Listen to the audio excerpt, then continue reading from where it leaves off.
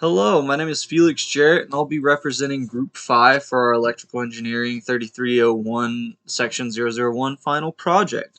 Now, while we weren't able to learn ignition in time for this project to be completed, and we did write a paper, I thought that this would be a wonderful representation to go along with our paper since we did accomplish some in it. So what we're looking at here is basically our water control system, a tank control level system. So this here is our tank, obviously.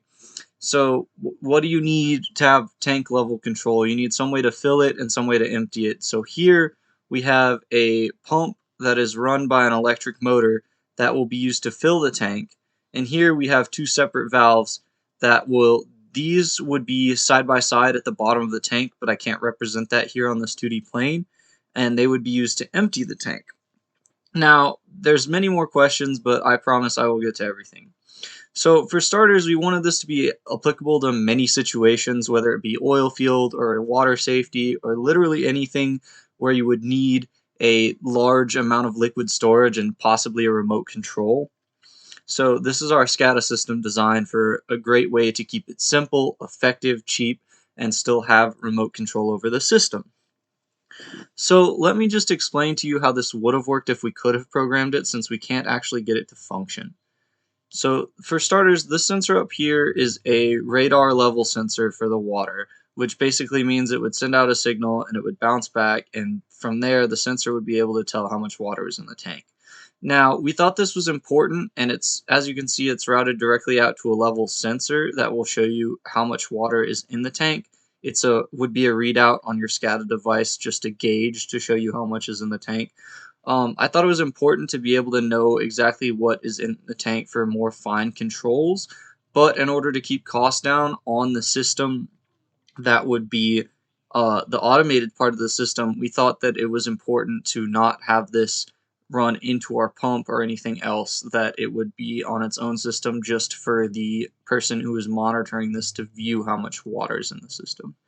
Now, as far as some safety precautions, we thought it would be good to protect the tank from overflow. Now, we don't exactly have a system to protect the tank from running too low, but that would be the job of whoever's monitoring this to read this gauge and make sure there is water in the tank. So, how this would work is that if the water level gets too high, this sensor here would be at the close to the very top of the tank, and when it is tripped, it would trip this switch, which cuts all power to the pump. Here you can see it would run through. Power would come in, run through here, and to the pump. So if this sensor is tripped, it would cut all power to the pump at the source. And since this sensor would be tripped, it would send a Boolean output over to this pump, which basically means it would send a signal or true or false through electricity through to this valve, which would be actuated, so that when this switch is tripped by the sensor, when it is off, it would open this valve here, which would cause water to empty out until it got below the sensor. Then the sensor would go, there would no longer be a signal coming out. It would trip the switch back the other direction, which would cause the valve to close. We thought this was important for automating it so your tank didn't overfill or the pump didn't keep trying to pump and attempting to compress the liquid, because that could cause many problems. So this switch could also be used as an emergency cutoff or tank dump switch, so you would be able to control it in the SCADA system. So it could be automatically tripped by the sensor, or you could manually hit it in person or in the SCADA system, and what that would do is open the valve and shut off the pump at the same time, which would be like an emergency dump for the tank, or if something was wrong, you could clear it out very quickly. So when the switch is not tripped and it is sending power through, it would automatically shut this valve, because it would make no sense to have the pump running and filling it with water while you're emptying it. So here we have a potentiometer slider switch, which would basically just allow you to control the speed of this motor. So if you would slide it to the right, it would go faster, slide it to the left, it would go slower.